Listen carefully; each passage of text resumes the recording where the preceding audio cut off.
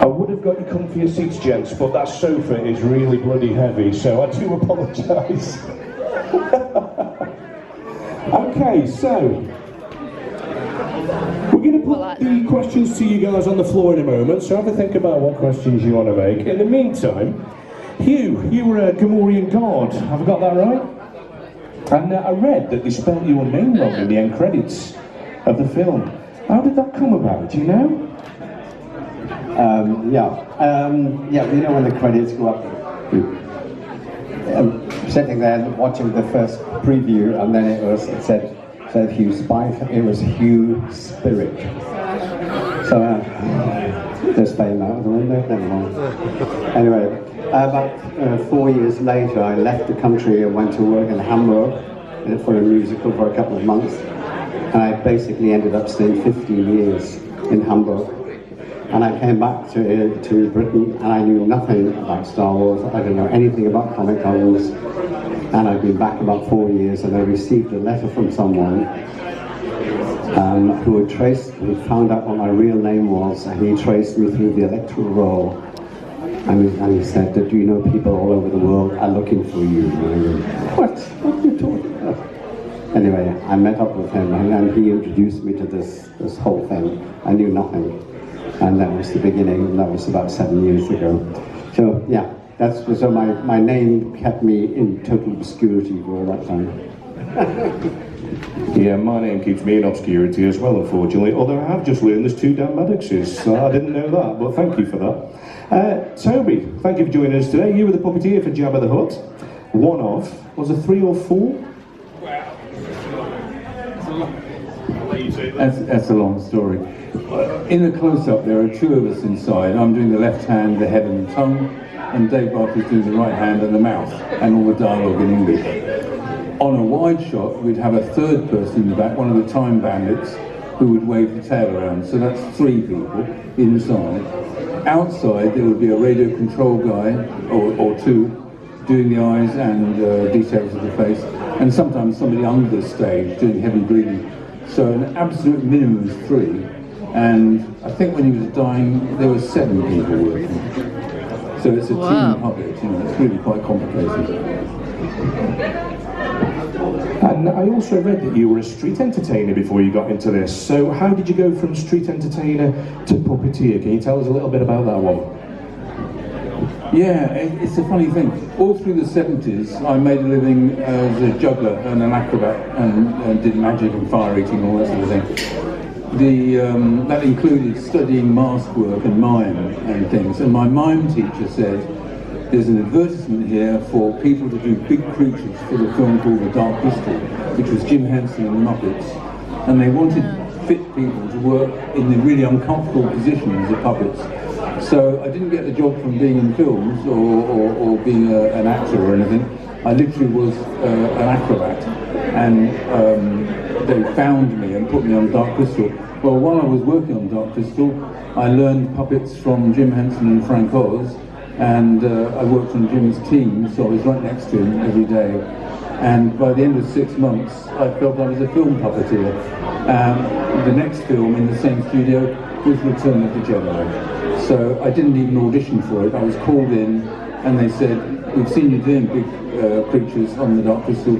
Would you like to do another big creature?" And that was Jabba the Hutt. And you never look back. Okay, we've also got John Simpkin. You were Klaatu in Return of the Jedi, one of Jabba the Hutt's right-hand men. So I'd imagine that you and Toby spent a lot of time on set together. Well, did you ever see him? You spent time with Jabba. I was inside Jabba all day. Yeah, we kind of did, but we didn't in a way, because obviously Toby spent most of his time deep in the entrails of Jabba the Hutt, and I was positioned further away. I had a mask on that completely covered my face, eyes that you couldn't really see what you were doing through at all. So I think I was certainly aware of him, and I was aware of the Jabba kind of doing unusual things and occasionally malfunctions happening, which were quite funny.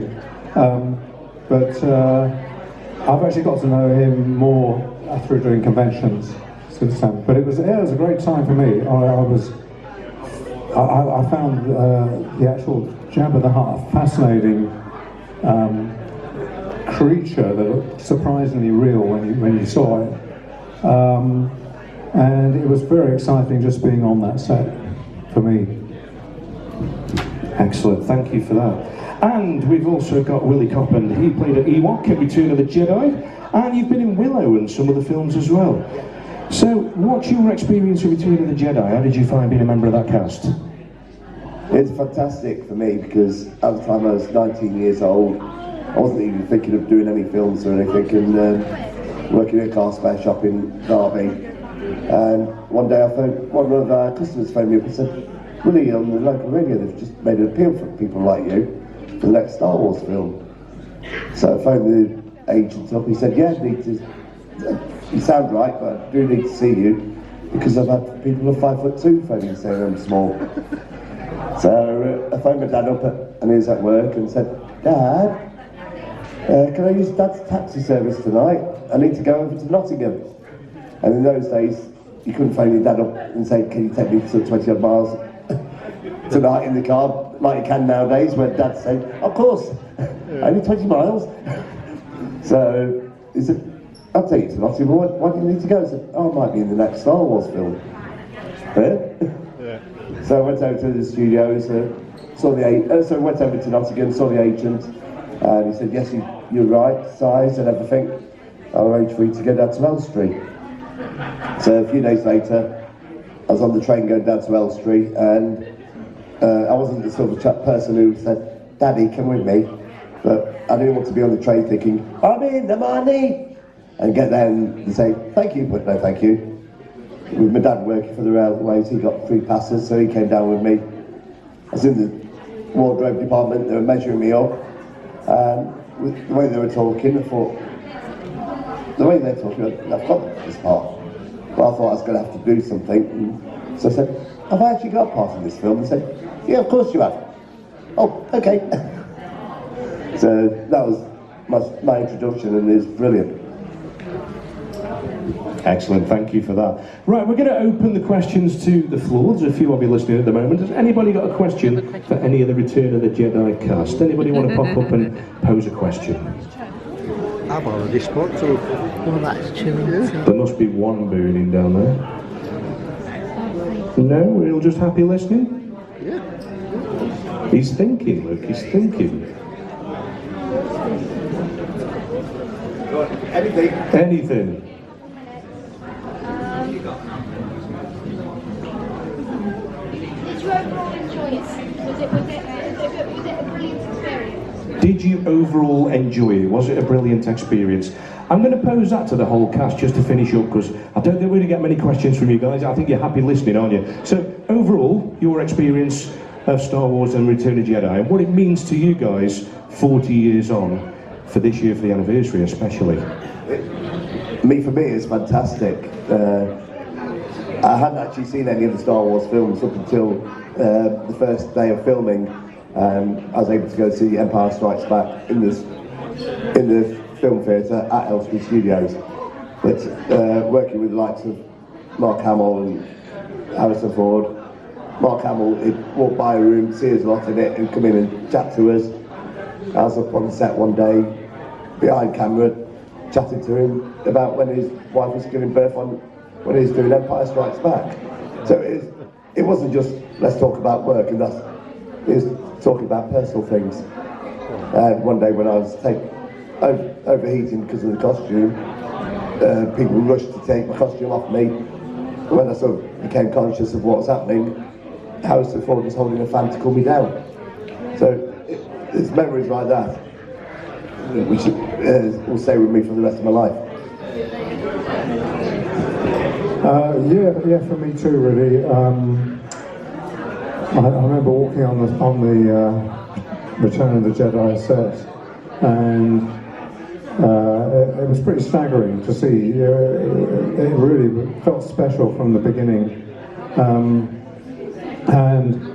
Yeah, I mean, I met people, I got to know people from that movie, and it's obviously slightly changed my life because when I first had a call, I think it was about 2009, to go and sign at a Star Wars convention, and I thought it was a joke, to be honest. I thought someone was like winding me up. I didn't know what a convention was.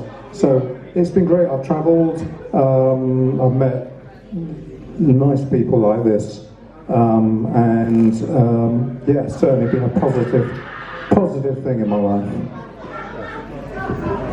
Yeah, it's a bit hard to talk about Return of the Jedi, really. I confess that the work I'm most proud of was on the Dark Crystal and on Labyrinth, just because of working with Jim Henson, and I contributed more to that. You know, like I worked on Dark Crystal for 6 months. Return of the Jedi for me is 5 weeks' work 40 years ago. So exciting though it is, it wasn't the biggest thing that I did. However, having said that, Jabba the Hutt is famous. We puppeteers aren't. I'm glad to say the creature, the character, he's now mythological. I mean, he's everyone, even people who haven't watched Star Wars, know who Jabba the Hutt is, and they compare, I don't know, Donald Trump to him, or you know, whatever. He's a model, you know. And the thing is, when I got that job, I thought I was just going to be another background creature, same as on Dark Crystal. I had no idea it was Jabba's palace. I didn't know we were going to do scenes with all the main characters. We do actually act with all the main characters in that scene. So, you know, yes, I'm very pleased and proud that people still remember our work all these years later. Yeah, all these years later. First of all, I mean, I have to be frank, it was just another job. My background was dance. And they were looking for dancers, actors, gymnasts, circus performers, so this is who we are. But I like to say, yeah, I was a dancer. As a dancer, you're as good as your last audition. There's no golden handshake, there's not even a pension. But I say this is payback time. Thank you very much.